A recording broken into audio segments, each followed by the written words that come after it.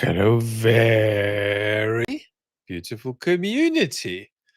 Let's have a personal Sunday question and answer session. And what we're going to do is a typical ritual of scrolling up and starting with the questions that were left at the top. Thank you for telling me that you can see and hear me. I really appreciate that. So, Cecilia, hi Vlad. How do you define genius in philosophy?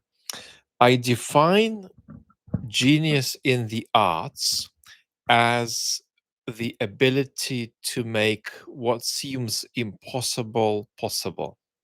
So, so reconciliation of opposites on a scale that seems to not make sense, and yet it's done. So that's how I think of what a masterpiece is in the world of painting or in the world of music. It's largely about reconciliation of opposites. And of course, by opposites, I don't just mean any arbitrary opposites. I mean things that are significant, things that are aesthetically significant, but can't go together, are suddenly brought together and reconciled. In philosophy, I think that for me, genius means the ability to do something that is impossible to intelligent and well educated people. I tend to think of three layers of genius in philosophy. I think of people who are called low level geniuses.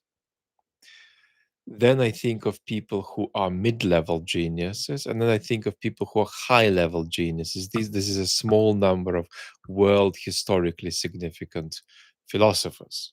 So Kant and Plato, for example, are in that list.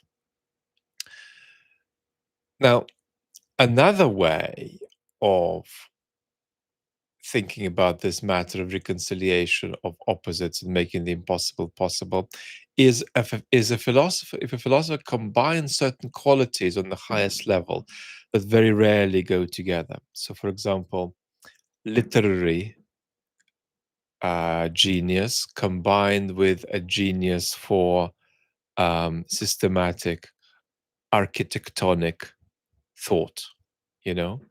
So you might think, well, isn't it amazing how psychologically imaginative Nietzsche was? And isn't it amazing how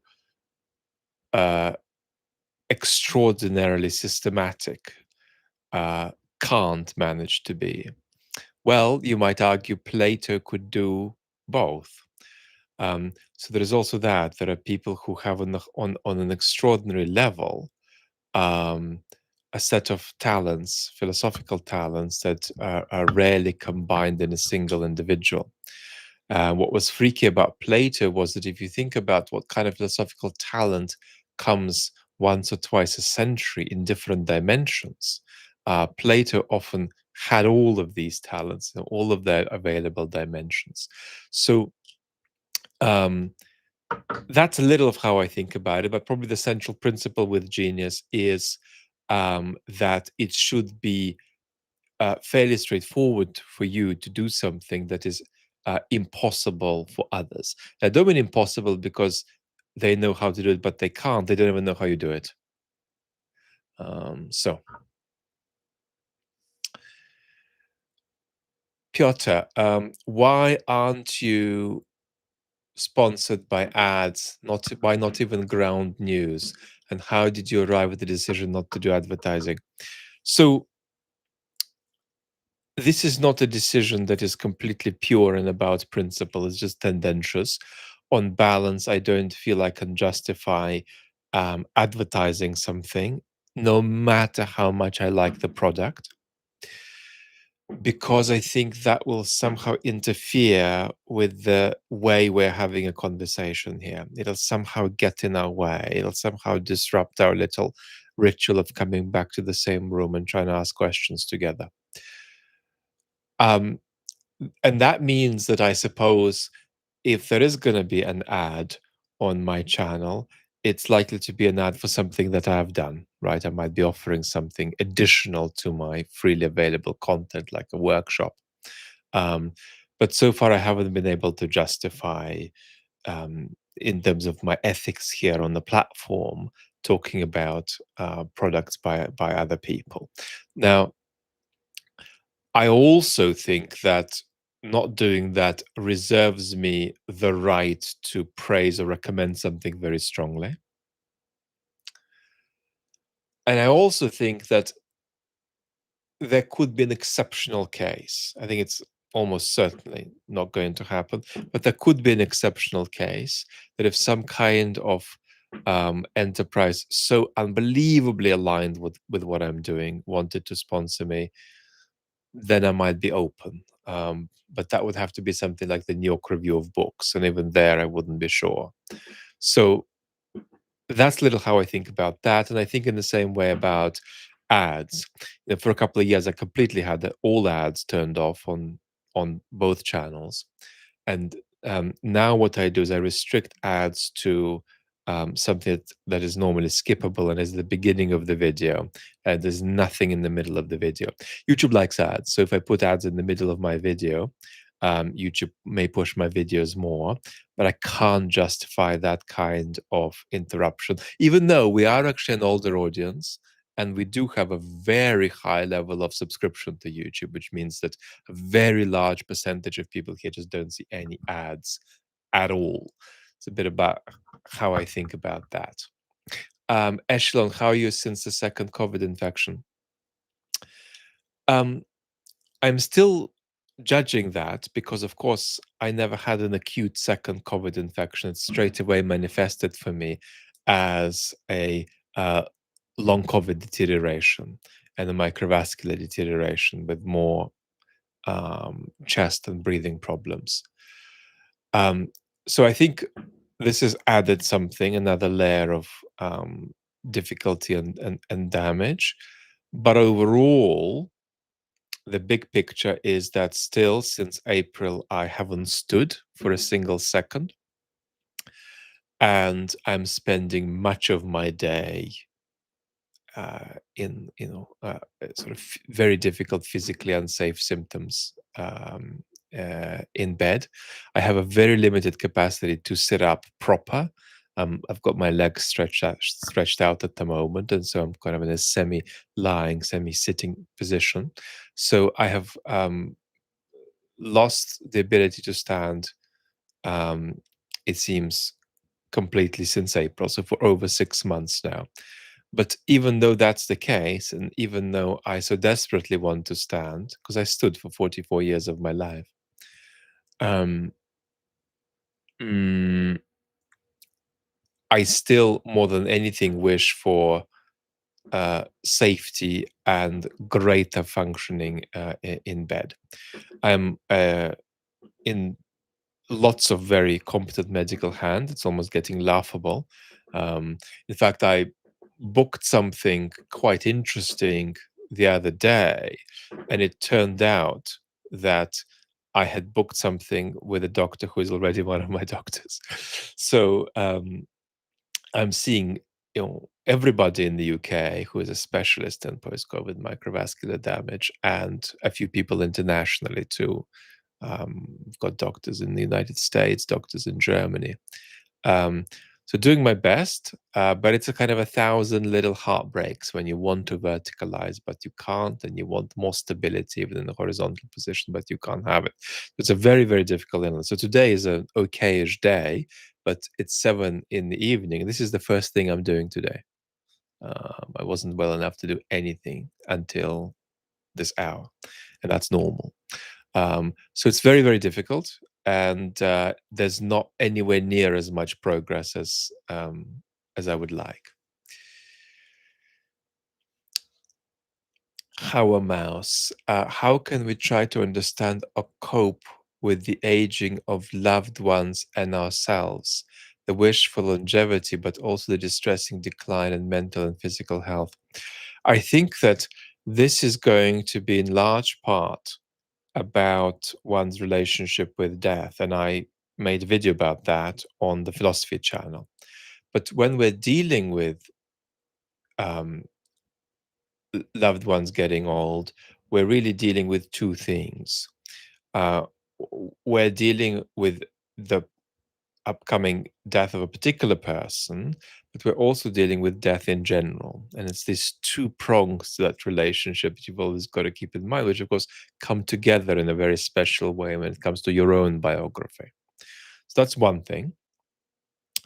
Uh, the second thing is just be spontaneous and reckless about quality time with loved ones and relatives.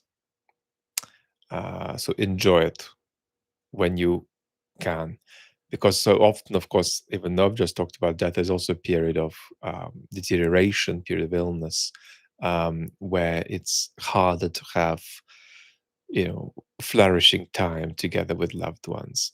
So take advantage of that. If you've got all the time in the day, make sure you make enough time for that.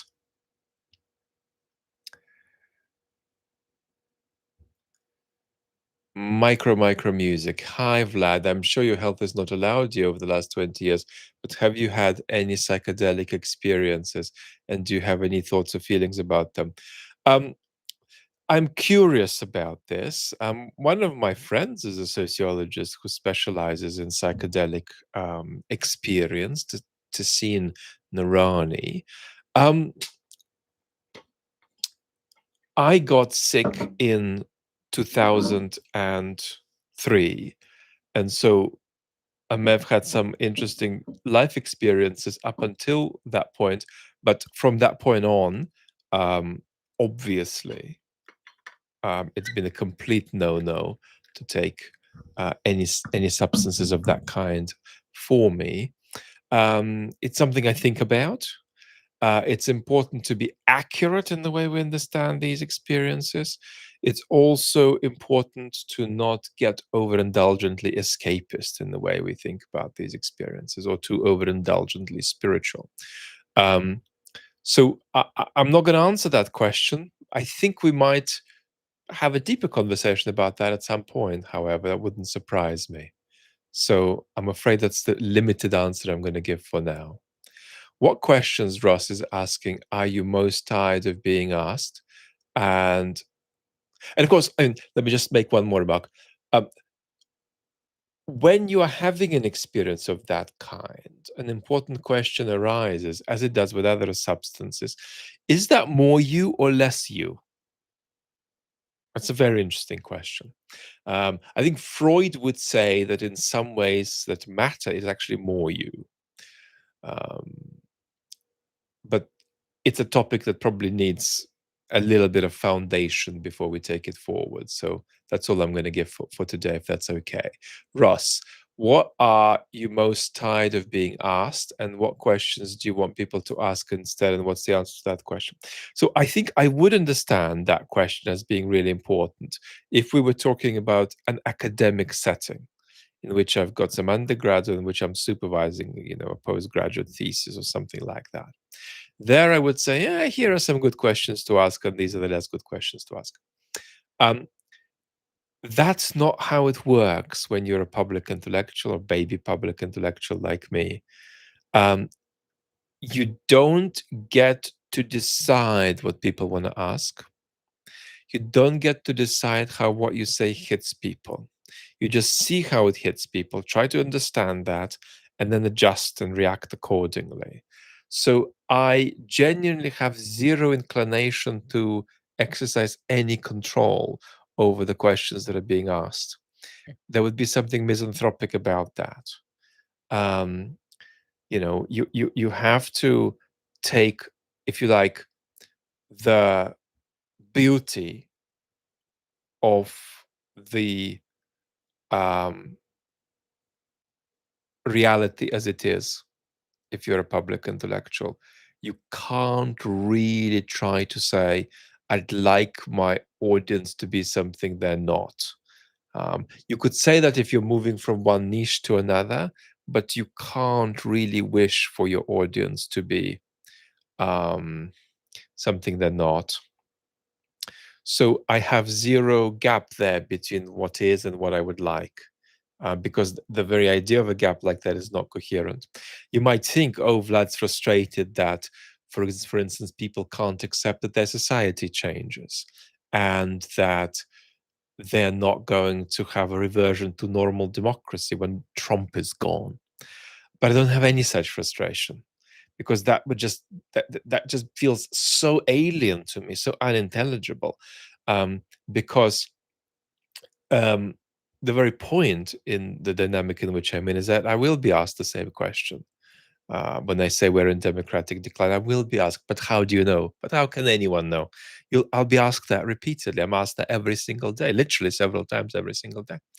And no, I don't have any part of me that says, I wish they got it, because that's going to be an infinite regress. Well, I wish they got that. Well, if they got that, then maybe I wish they got something else. And if they get something else, maybe I wish they get something else too. And eventually we're going to have an idealized picture of human beings that are nothing like the real thing. And you might as well be dealing with aliens and move to Mars. Well, I'm on team human. I'm sorry. I love human beings. I don't love aliens. So, um, Ross, I hope you get it. Yevhen is asking Vlad, I've read that high IQ people not only think faster, but only think differently. What can I read or watch to educate myself about different kinds of thinking? I don't know, precisely because very different kinds of thinking are going to be presenting themselves in very different ways. Um, so I think that you can reflect on the kinds of thinking that philosophers do, the kind of thinking that scientists do, the kind of thinking that artists do, the kind of thinking that visual artists do, the kind of thinking that musicians do. You're not going to have an integrated account of that because these are indeed very different ways of thinking. Therefore, I don't think I can recommend anything. What I would like to say is that you should find several ways of thinking that are the least alien to you and try to pursue those, try to engage with those. So, for instance, it could be, hypothetically speaking, painting, right? The representation of images, um, um, and reflection on that.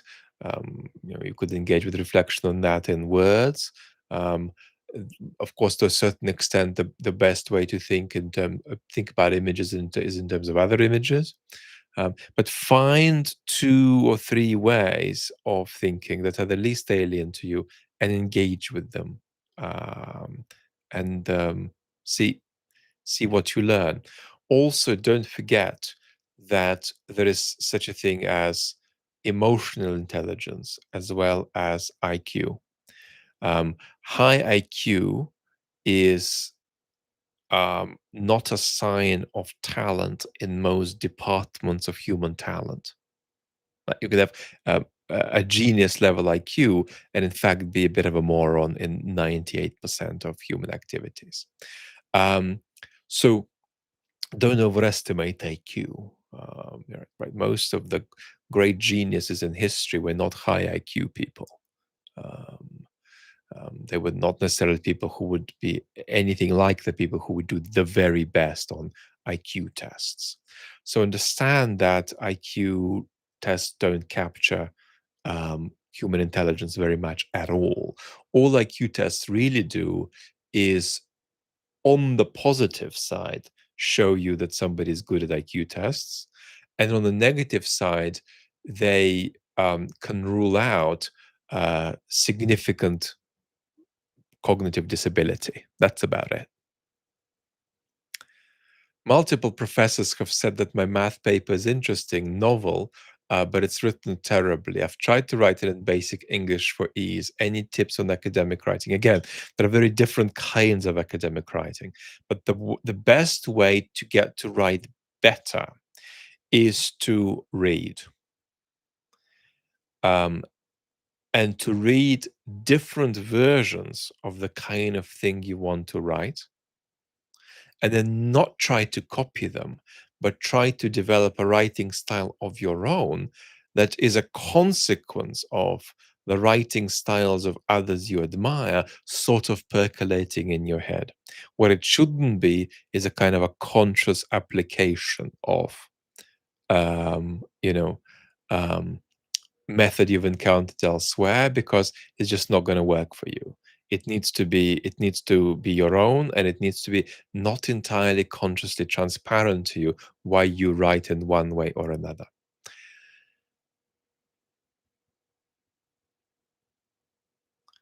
Blue Flowers, a Ukrainian who emigrated to the West and is mentally Western because I emigrated as a kid. I'm thinking about going back to Ukraine a lot after the war. How do I evaluate if it's the right fit for me? Stability, economy. Well, um, you have to evaluate it in connection with your sense of love of country, um, or in connection with your sense of somehow feeling at home. I don't think you should sort of analyze it in terms of how many ticks there are, um, that you can produce on questions like economy, social cohesion, and so on. These things matter, but fundamentally it should be about you wanting to be part of some kind of national project in a small way. And does that inspire you? Does it not? And do you feel at home there? Or do you not? I suppose you could ask all of these kinds of stability and economy questions in the negative, like how bad does it need to be for me to say that moving there isn't an option. Yeah, you can think about that. Um, all of this is going to be extremely personal. So there is no way to answer it in the abstract. Certainly, from a patriotic point of view, Ukraine's going to need all the people it can get to come back, including people who didn't leave recently, but people who still have a connection with the country if they're willing to come back. Um, but fundamentally, it's going to be a deeply individual decision where the texture, the substance of your life is going to be what decides it. An abstract answer from me is just not gonna help you. Um, Also, you won't be able to make a decision like that without risk. It's going to have to be also a bit about your relationship with risk. Immigration is always a risk and always a bit of a bungee jump. And it can always go in surprising ways, better or worse than one expects.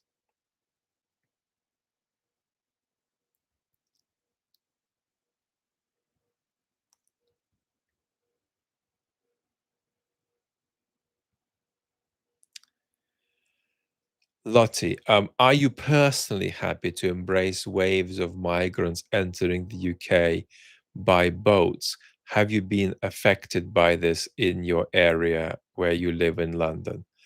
Um, so I do think that immigration is going to be in conjunction with other issues like the climate, of course, and democratic decline, the issue of the 21st century. Um, with immigration, there are always two questions, right? Um, what's the impact of the legal flow of people into the country, right? Um, and certainly, many UK citizens feel the numbers are too high.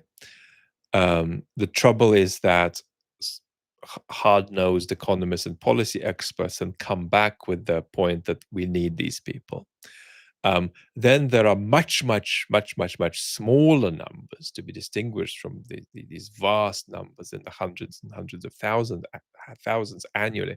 Smaller numbers in the tens of thousands of people coming in by means like boats. Um,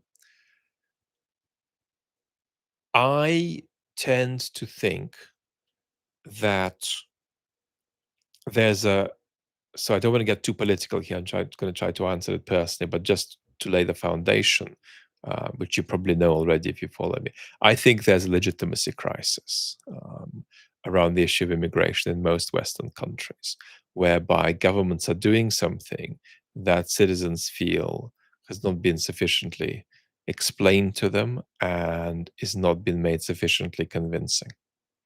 Um, and that feeling needs to be taken serious. It can't be dismissed as racism or as irrationality. If you do that, you can have an even tougher immigration policy later when you elect fascist politicians, um, as a consequence of not listening to how your citizens feel. Um, the way I personally feel about immigration and what kind of immigration policy I would vote for are quite different things in my case. So if suddenly all other issues being equal, I was told that, my street was going to be populated by Syrian refugees tomorrow, um, I'd feel really good about that. I'd feel, wow, this is beautiful, an amazing cultural situation. At the same time, I vote with the view that most of my citizens are um, uh, expressing reasonable discontent and reasonable resentment about the permeability of their border. And that's why, um,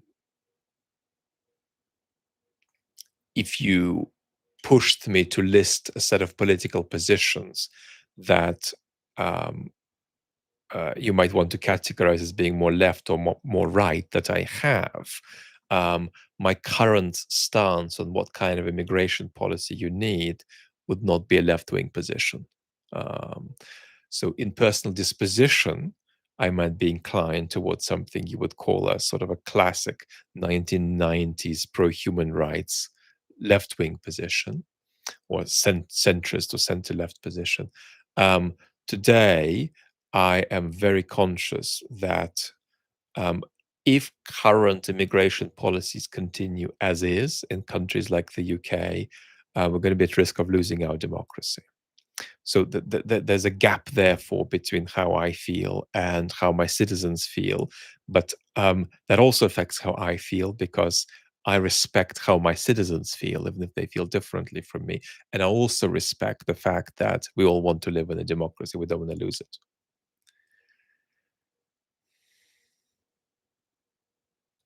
How do you think about citizens with immigration background and responsibility for the colonial or other past of their chosen country? Do you feel responsible for the British Empire? Well, I have a video on the main channel about responsibility, and I say something like all Russians are responsible for the war. Some excessively activist bits of the internet took that video as to mean that I think all Russians are guilty for the war. But of course, the very thing that the video said is that they're, of course, not guilty. They're just responsible, because there is no such thing as guilt by association, um, unless you live in a tyrannical regime. But there is such a thing, as responsibility by association. So all US citizens are responsible for the Iraq war.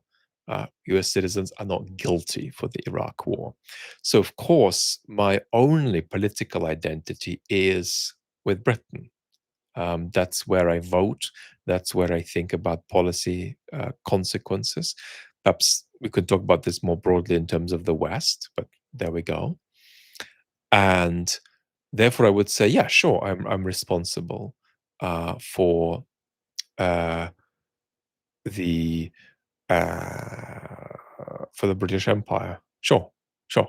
I'd say more responsible than I am for anything Russia does, because I so little politically identify with Russia. I left when I was 9, and I left the Soviet Union, not Russia.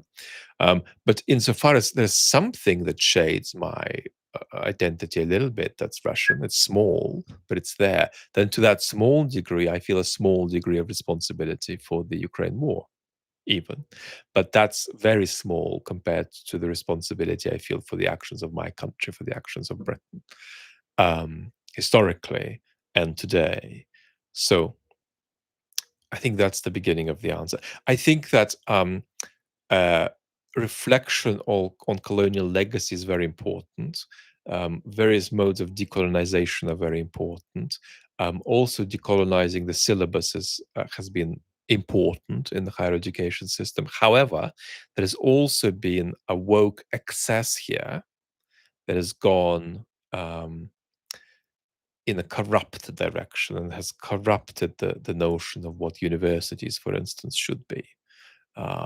Universities should be able to debate um, um, what the British Empire was about. You don't want a single narrative that is prescribed and institutionally affirmed. You've got to be able to allow debate and even some bizarre and controversial views there. So I think that um, we've got to make sure that we don't do hyper identity politics when we critique the British Empire.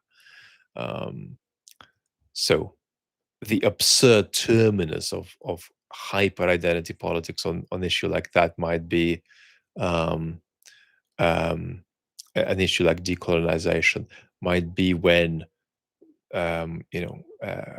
Canadians or US Americans are told that they're just sort of intruders, even though they're American citizens whose families have been there for 150 years or more. So the central concept you need there is responsibility, not guilt. And I think the responsibility goes together with whatever polity it is that you centrally identify with.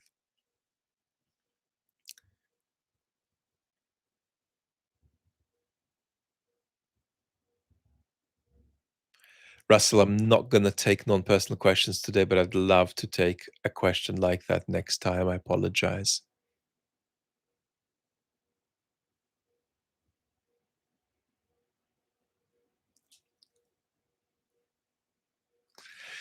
Vlad Vamba is saying, I am having trouble processing long texts, even though it used to be easier for me. It's become harder to read books and long articles, and I find it easier to take information in from videos, audiobooks, or short summaries on social media. Is this a broader cultural issue? Well, you've got to reflect on your experience of that. First of all, make sure that what you're describing is cognitive. Well, make sure that what you're describing is psychological, right? Is it possible that you have had a cognitive deterioration because you've had too many COVID infections, for instance, right? So you want to distinguish whether your brain is functioning at peak performance or not for biological reasons from, um, you know, psychological sort of waves of cultural transformation that you've been washed up by. I think the biggest issue we have got today is that there's a crisis of comprehension. And the crisis, this is not the biggest issue when it comes to reading things. And the crisis of comprehension is that people tend to see on paper what they want to see rather than what's really there. And this is absolutely the case with us too. I have regularly done videos which were very, very, very gently framed, but firmly critical of something. And I have had so many people come away with the impression that the thing I criticized wasn't criticized at all by me. Equally, I have often been very positive about something, but only mildly critical. And people have come away thinking I've been very, very, overwhelmingly critical of that thing. And of course, often that's to do with lack of quality in my presentation. Um, but I'm afraid there is also a cultural element here, namely that 20 years ago, people could read what's in front of them. And today, what we all too often do is we look for symbols or combinations of words, or sort of buzz terms in a sentence. We respond more to the surfaces of a text than to what it actually means. So we really are struggling today at the level of the demand that is a very useful demand to meet, the demand of, can you actually reconstruct the thing you've read and describe what it means without agreeing or disagreeing with it? And very often people won't be able to do that. And what is interesting, especially because we have quite a bit of an older audience on the channels, um, what's interesting is that often people who are 70 today can't do it anymore, but could do it when they were 50. So this is a cultural transformation driven by various ways our public squares are structured and by the ways we, uh, are impacted by technology. Now, um, there is something else that could have possibly gone on for you, Van, but that's that you're neurodiverse and your neurodiversity is more extreme now, is a little bit less well controlled, and you struggle to follow long text. That's also possible. So these are all questions you would have to explore because I can't know. Um, but insofar as you're asking about whether this is a broader cultural issue, yes, I do think we have a crisis of comprehension. Um, And I actually think that's a bigger deal than our ability to consume um, long texts, because we do consume long texts often, but still don't quite follow what they say and project onto them what we, in the kind of algorithmic mindset, encounter at the level of the surface of the text. Do you play or follow chess? Officer Meow Meow is asking. No, I have no interest in chess. I just know the rules.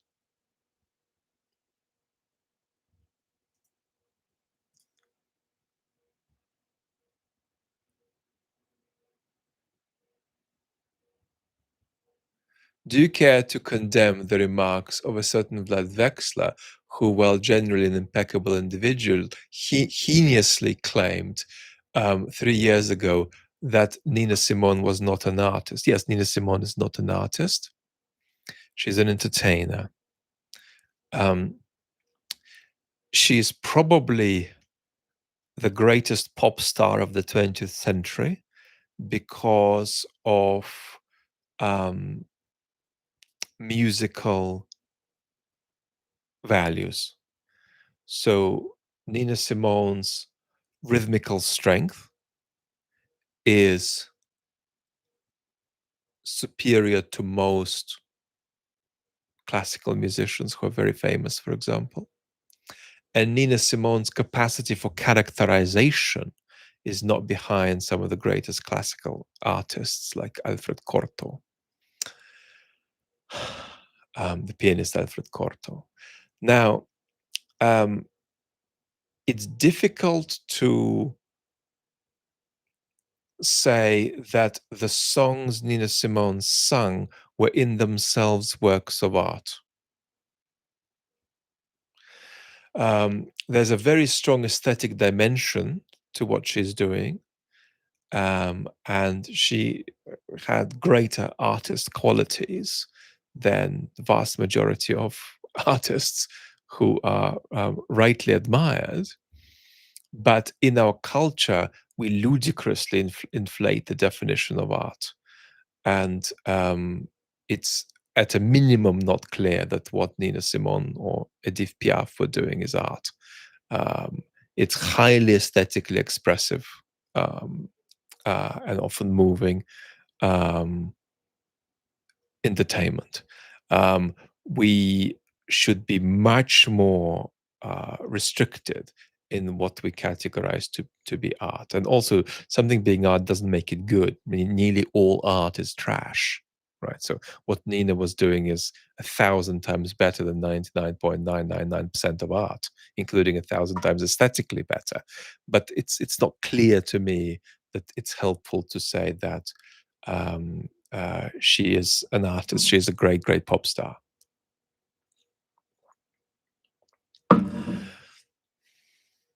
Does the state of the world ever scare you? Um, Chester is asking. No, no.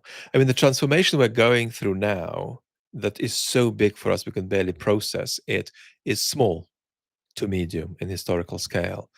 So it doesn't scare me at all. It's a version of a kind of historical normal. But if your standard of normalcy is not what the historical normal is, but what the recent past was about, then you're going to be absolutely terrified, understandably. But I think it's important that I don't project that onto the community.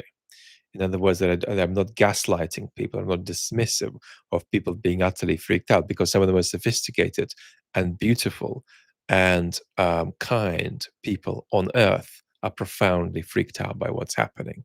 And it's really important to acknowledge that.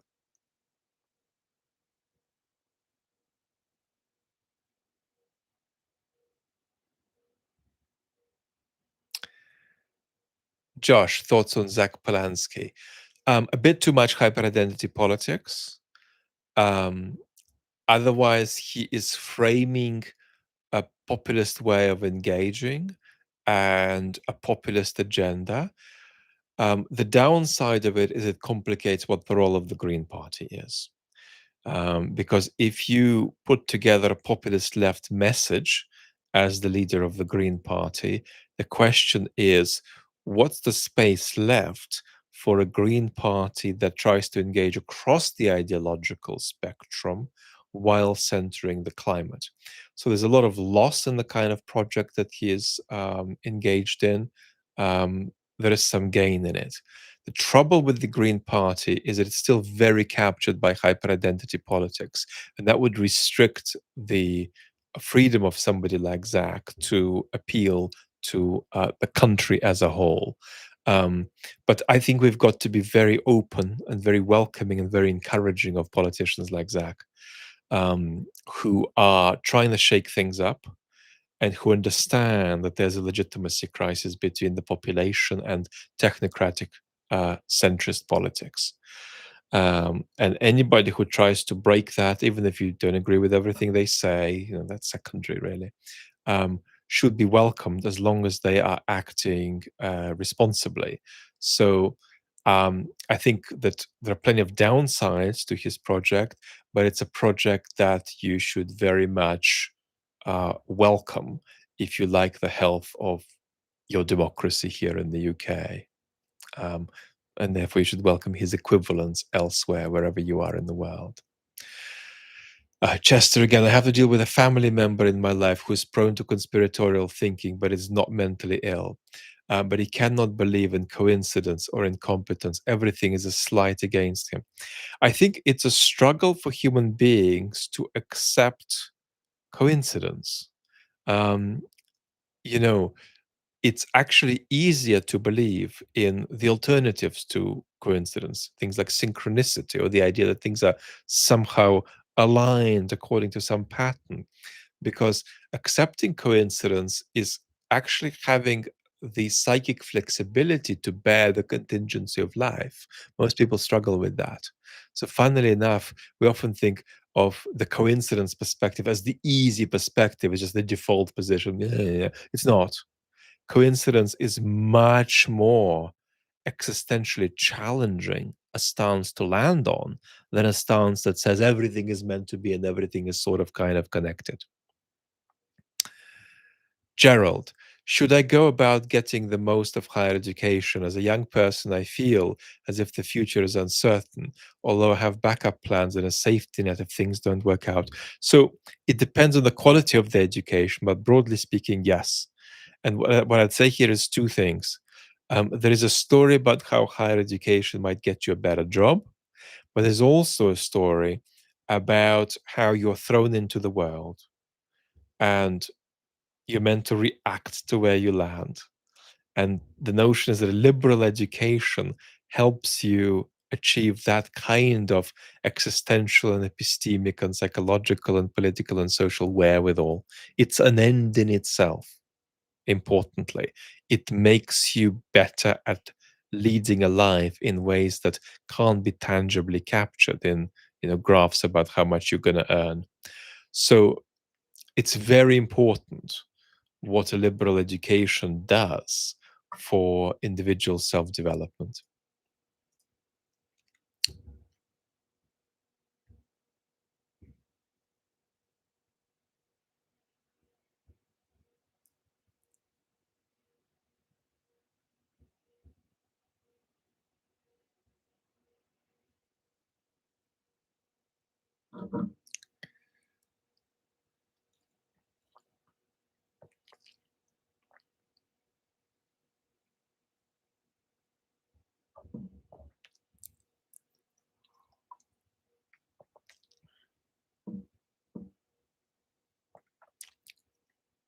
Vlad has a very poor opinion on some kinds of art I like. Well, the chances are that I might have a high opinion on it, but I might just not regard it as art. It's a very important difference.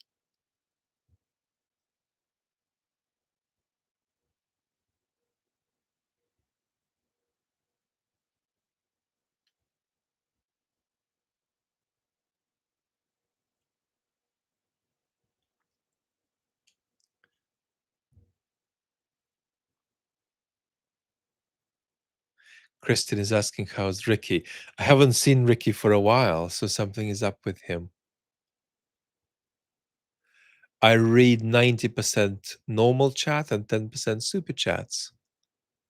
In a small room like this, we're normally a bit bigger because we're not talking politics today. I have the privilege of reading more of your comments, which is excellent, more of your questions.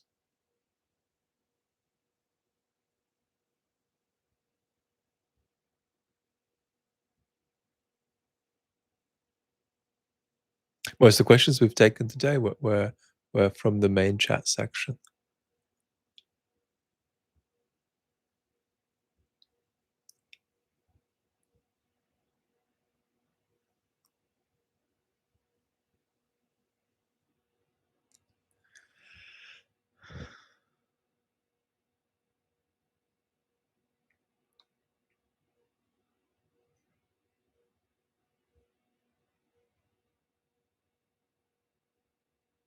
How does someone who is aware of their strong capabilities, the idiots are taking over, is asking, to serve in a certain public position, mayor or minister, contend with the death of anonymity that comes with accepting such roles?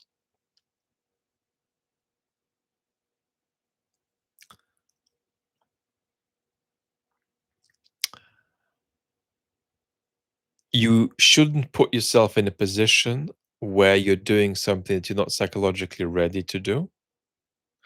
If you're putting yourself in a position like that, um, when you already have a family, it needs to be a collective decision.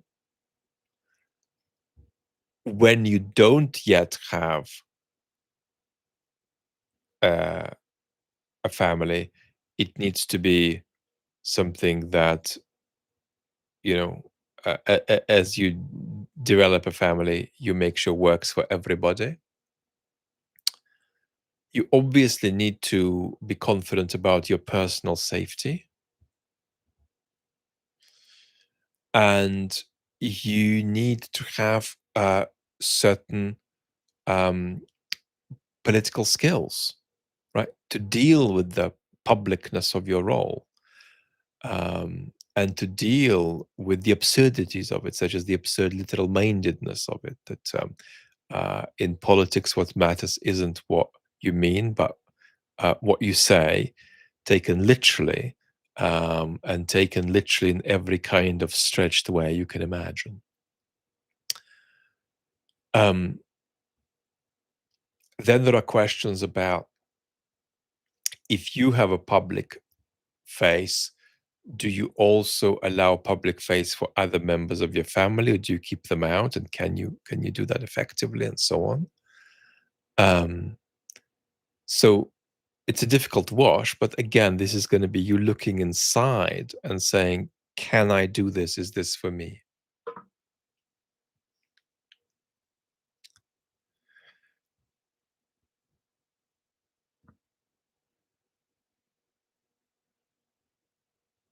I'm a programmer. If Vlad would tell me that I'm not a programmer, I would kindly smile. So, what art is a philosophical question. What a programmer is not a philosophical question.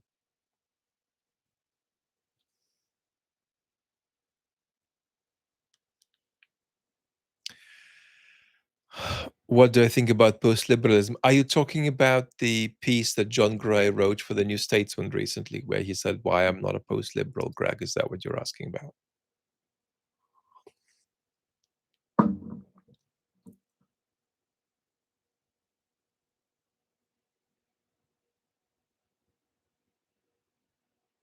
What do you think about the crisis of meaning in the West? Um, I think about it a lot. Um, Perhaps it's not for today, but there are two kinds of conversations about it. One is about what in general makes the modern world not so inhabitable for human beings, what makes it in general hard to lead a satisfactory human life in the modern world. That's to do with a certain kinds of historical uh, self-consciousness and reflective transparency of the modern world. And then there's a much more local question, which is why have we got so much alienation in our society that goes beyond just the conditions of modernity and the conditions of modern disenchantment? Um, you know, not unrelated to it perhaps, but not reducible to it, right? And that's to do with many of the social forces that are driving a collapse in trust in our societies.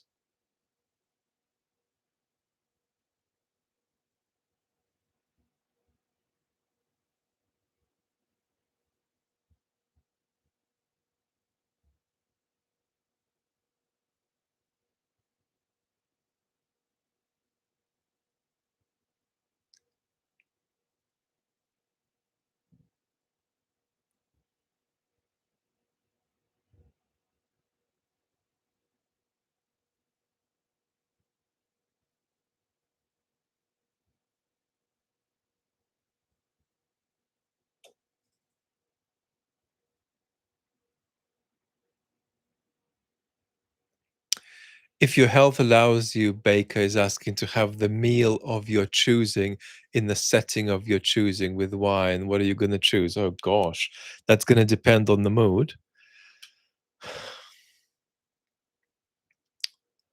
I'm going to choose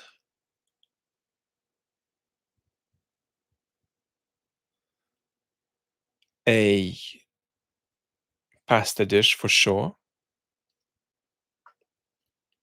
and it could be a seafood pasta like linguine vongole.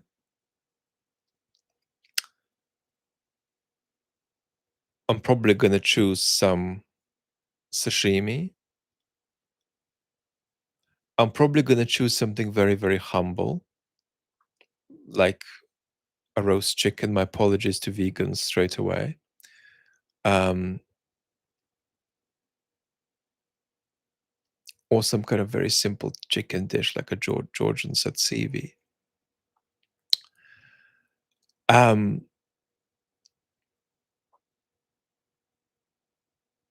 Probably have something quite banal for dessert like a tiramisu.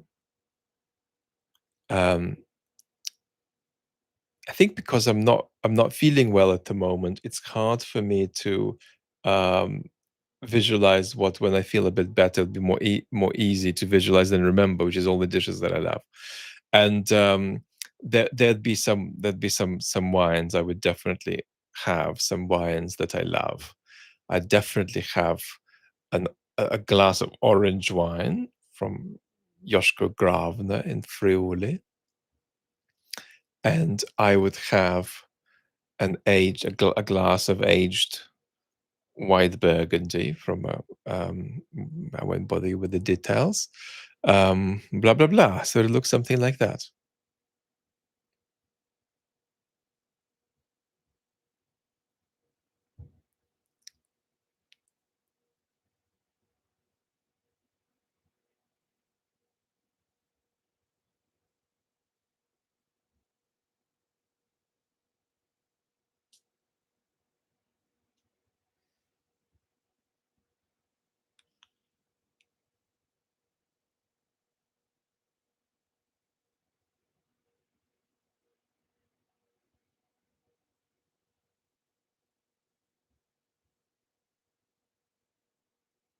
How do you have a love of democracy and such cultural elitism, Vlad? Well, there's no conflict between them. Elitism is benign in certain domains. I mean, let's take a very classic example: sports, right? Nobody, is blown up. Nothing terrible happens to anybody when we admit that, Lionel Messi is a better football player than Wayne Rooney, even though Wayne Rooney is a great football player, right? So there's no harm in that. Um, there's no harm when admitting that Diego Maradona had a relationship with the ball that no player active today could match, perhaps with the exception of Lionel Messi. So all of that is benign, and much the same in the arts. The central aesthetic experience is the experience of discrimination, the experience of comparing um, one thing with another. Um, and so it's the most aesthetically natural thing to say. Well, which of Mark Rothko's paintings are his greatest? And how great is Mark Rothko compared to other 20th century artists? Is Mark Rothko a lesser or a greater artist than Jackson Pollock? So these questions are of the essence of art. Um, whereas our conflicts in politics are not conflicts that are aesthetic or intellectual disagreements. They are about a negotiation of shared space. And most people don't get that. Most people don't understand that political disagreement isn't anything like intellectual disagreement. Um, it's a shared negotiation of space.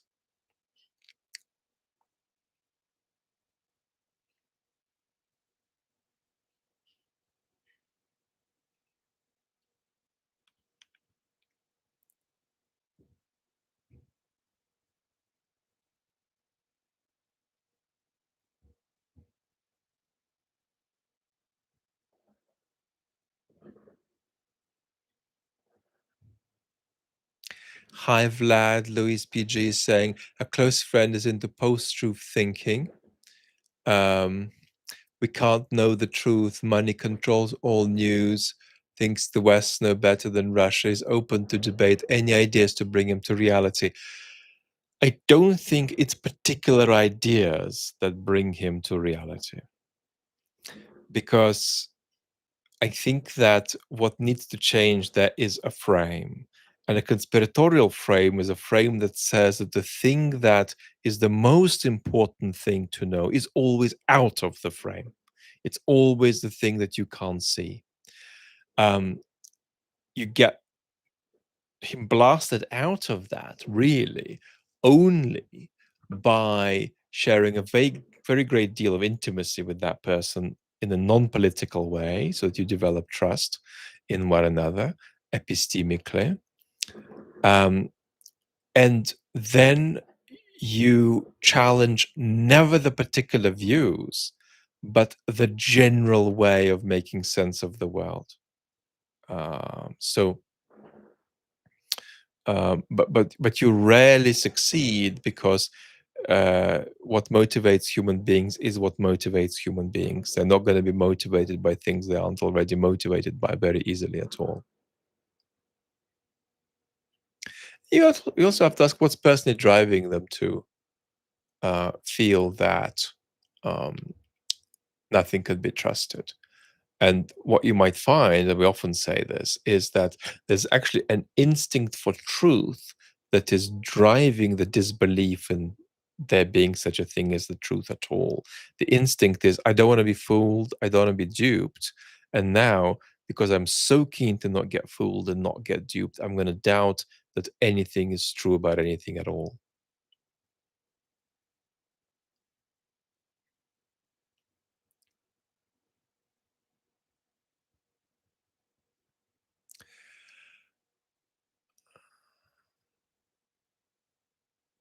How do you know? This is not a question to me, this is folks talking among themselves.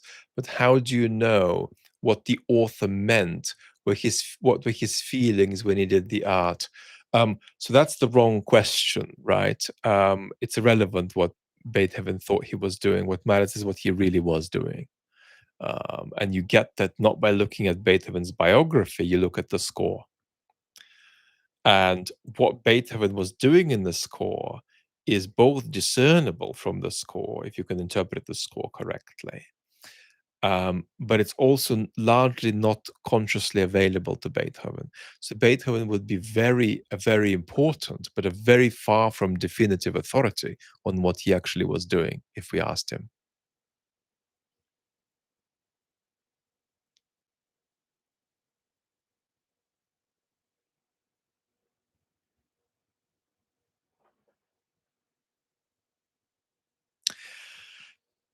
Josh is asking, do you think that using post-truth arguments and people who use these arguments are overly prone to fall for their manipulation and are less able to work with reality?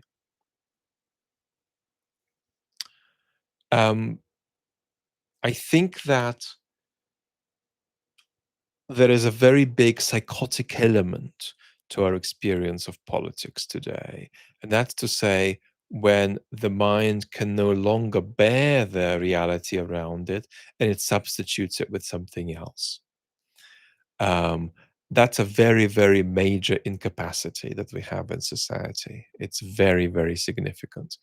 Um, and the way we challenge it is by helping people find it bearable to see the world around them roughly as it is.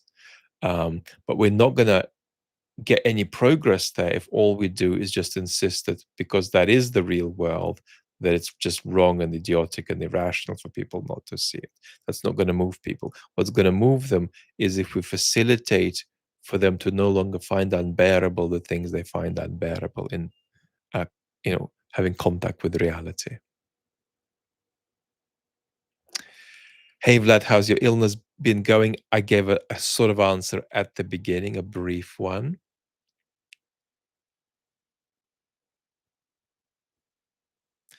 Hello, Vlad. I've heard you speak about living in Tonga. I think it was a story about your CD player. Could you tell us some more stories about your life there and how life there changed you?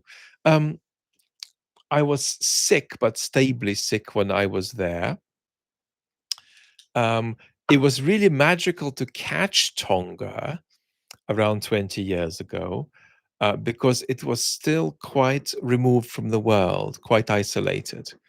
Um, Bits of the economy were not using money. There was some degree of self-sufficient living, and there was sort of early onset commercialization of children's experience, but on the whole, kids didn't crave material possessions, and the culture was sort of weirdly out of sync. The popular music was American music from the 80s. It was almost like a country sort of a couple of decades behind. Um, Hugely removed from the world at the time, with a very magical sense of what was actually happening in big countries. Um, I love the rawness of the nature. I genuinely love raw nature that does not negotiate with human beings. And there were so many things there that were magical. Um, I also found the culture challenging in many ways, and the culture is one that had many pathologies. I certainly don't want to romanticize it. Um, it was a culture with a great deal of gendered violence. Um, it was a culture that was profoundly depoliticized, interestingly enough, more than Russia is. Um, but its relative lack of openness to the world back then was very special to encounter. You're not going to find that in Tonga today anymore on anything like the same scale. Um, and so that cultural distance was very impressive. I've talked about it in connection with a few events, including an acquaintance of mine being killed by a tiger shark. And I tell a story, I think, in one of the chats about how that generated a disagreement between the locals and some of the Westerners who were visiting.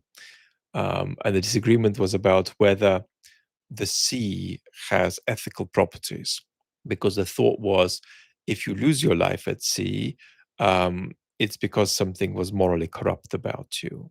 And there was a discourse between locals who said that the young woman who lost her life in the shark attack must have been ethically compromised, because that's the only way this happens to you.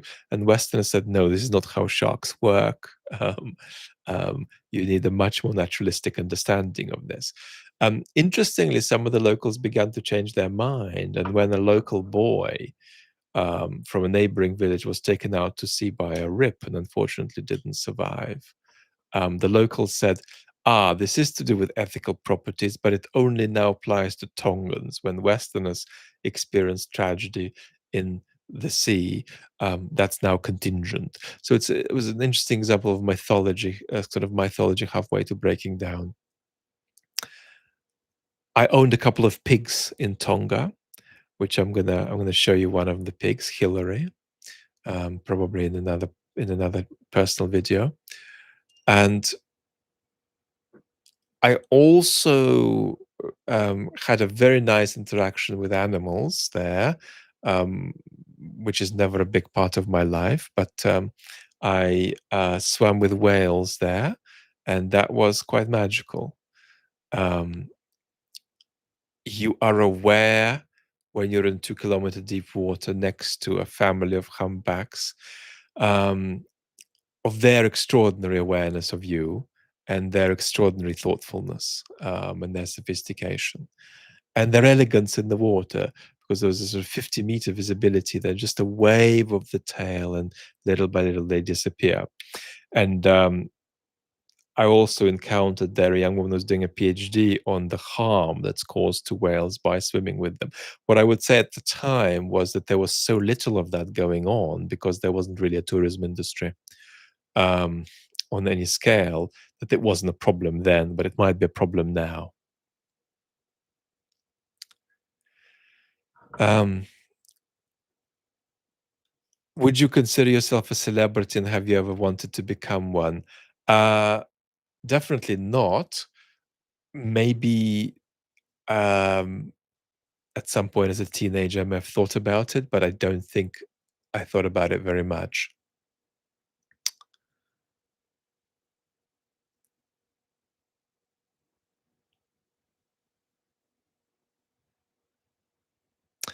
Um, my thoughts on the film, Lou's asking, following the ninth in the footsteps of Beethoven's Final Symphony. I haven't seen it, so I'm going to have to circle back to you once I have.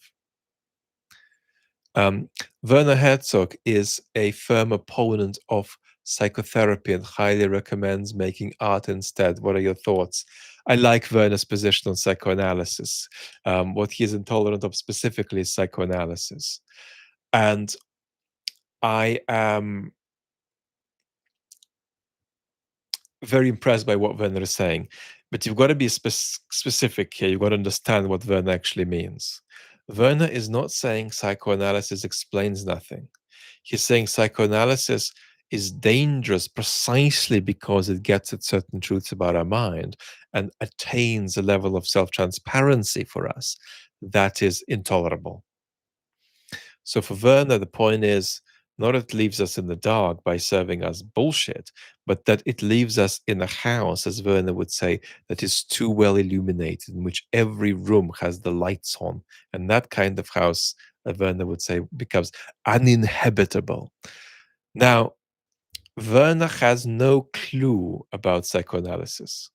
Werner has no understanding of what actually happens in a psychoanalytic session, to the point that it's right to mock him for that. Um, and the analogy in the end is wrong. That's not what psychoanalysis does. Psychoanalysis does not tell you to turn on all the does not guide you to turn on all the light in the house. It guides you to have a free relationship with the idea of what lights are on and off in the house. But for all of that naivety, childlike naivety about psychoanalysis, which Werner cultivates and is proud of, I would say he's actually making a very important Nietzschean point there, that living in the truth is not always a better way to live. That living in the truth under certain conditions can be an uninhabitable form of life. So Werner is making a very, very classic critique of modernity there. That's in fact an age-old critique. And when he makes it, some people might say, well, it's mean of him to attack psychoanalysis like this. I actually say that's a very healthy thing to say. It's a very healthy thing for us to hear. Um, you don't have to get worked up about it. You could just go and listen to talks about the marvels and beauty of psychoanalysis separately, and you can have both. Vlad, if you could magically spend a day with a historical figure, who would you choose? I wouldn't choose anybody because what would be missing for me is that gap of translation. In other words, I only want to meet historical figures who were relatively responsive to a world that they and I share. So I might want to meet a figure from the 1950s, but I have no interest in meeting a figure from the 1850s. Certainly in anything like the realm of politics. And I think I tried just answered that from a political point of view. Would I be interested in meeting Mozart or Beethoven? I can't say I wouldn't be interested at all, but I would be nowhere near as interested as one might think, given that I think of Beethoven literally about 10 times a day. Um, it's I'm shockingly low on motivation to have dinner with Mozart or Beethoven. I'd be curious about how they worked and how they managed to work so fast. And I'd be curious about their minds, about their neurology, um, about their psychology. But I'm not enormously motivated. I think that if you asked me about who I'd want to meet from the past, it'd probably be somebody from 50 or 75 years ago, somebody who's still responding to the world that I'm responding to. So that would be I think that would be the answer. Let's run to 1 hour 15, just do 2 or 3 more minutes and then stop. Um, K. Biridia, I struggle psychologically with the US administration actions and Ukraine and Europe. Um, Besides voting and speaking up in my community, is directly engaging with politics the only path to affect better outcomes? Um, well, there are three things. One is direct participation in national and local politics. Two is keeping your sanity, which is also just very important to make sure that you are a political. Lou, thank you for recommending. I'll check it out, which is very important for the future. You future proof yourself as a citizen by not losing your sanity, because a lot of people are losing their sanity. They're not going to be effective citizens a few years from now. They're going to be lost. And then the third thing is just don't underestimate the power of talking to people, including talking to people who you don't necessarily agree with. Uh, Sanguine Hun is asking, I thought psychoanalysis isn't practiced now for decades. No, psychoanalysis is practiced all over the world.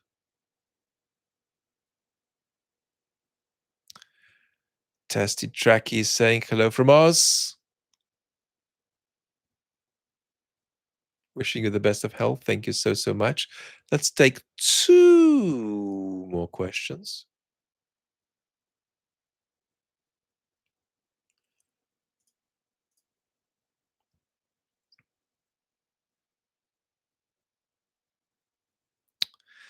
Vlad, definitive Beethoven recordings. I love the Ashkenazi performance of the piano concertos. Fifth piano concerto, the greatest recording is Wilhelm Furtwängler and Edwin Fischer from the 1950s, but they misread the middle movement. The middle movement they take too slowly. So to compensate, you could listen to Alfred Brendel with Simon Rattle from about 25 years ago. For the fourth, I would still say Brendel and Rattle. For the third, I would say not the Brendel recordings, but a video of Brendel with Claudio Abbado from about 2006, 2007, or 2005. That's the best reading of the third piano concerto. And Edwin Fischer's recordings of the third also matter very, very much, although they are flawed in many ways, but there's a lot you can find in them. First and second, I'd probably say Brendel with Simon Rattle. For the solo pieces, it would all be all of the Beethoven sonatas. The best recordings would be between Wilhelm Kempff, Edwin Fischer, and Alfred Brendel, with some educational but erratic readings from Arthur Schnabel you could listen to.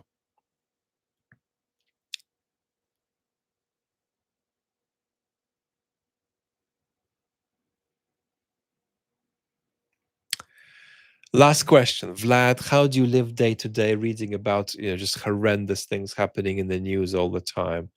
Um, uh, how do you keep your sanity? So for me, it's not an achievement. It's just effortless for me. I don't get weighed down by the horrors of the world at all. Um, I wish we could mitigate them, but um, Gregory, I'll say a word about your question. So let's say we'll take half a question now after Walloon Gao's question. So for me, it's easy, but here's a very important thing to understand. One of the things that our culture is really bad at is grasping that things that are easy for some people can be difficult for others, and things that are difficult for others can be easy for some. So it's very important that I don't jump from the idea that something is easy for me, that it should be easy for you, and that you don't jump from the idea that something is easy for you, that it should be easy for me. It's okay that I find something difficult, that you find easy. So we've got to be compassionate and understanding of each other in that way. We tend to very glibly feel that if we find something easy, it must be easy for everybody else too. That's just not the case. Then the only other point I would add is that you've got to think of your informational consumption as diet. What's too much for me? What's too regular for me? What's too junky, too unhealthy for me? And about something like that, I think I'm going to hopefully offer a workshop soon, um, which will give you the possibility to feel more free as you negotiate the informational environment. But the analogy of diet there is, I think, important, because you're putting things into your body. And one of the things we often underestimate is what's the impact of things we've put into our body today, tomorrow? A lot of people feel kind of okay putting some bit of political coverage into their body today, but tomorrow it has an effect on them that is really more than is healthy for them. And that means that we need more buffers, more boundaries about what was done the day before. Gregory, do we really need philosophical geniuses now? Now, we had a little thing on Twitter X today where I encountered a question about why are there no great philosophical geniuses today? And my answer was that there are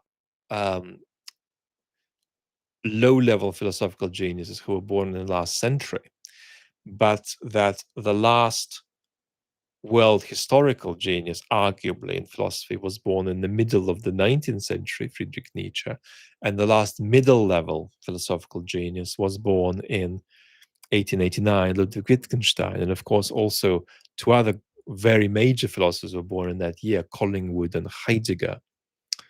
But I'd say that if Wittgenstein is a middle-ranking genius in historical terms, no middle-ranking genius followed Wittgenstein. Now, why is that? Is that because of certain social forces, certain institutional developments, or is that for internal reasons to do with the evolution of philosophy as a discipline? And I think we're going to find answers in both camps, but more answers in the second than in the first camp.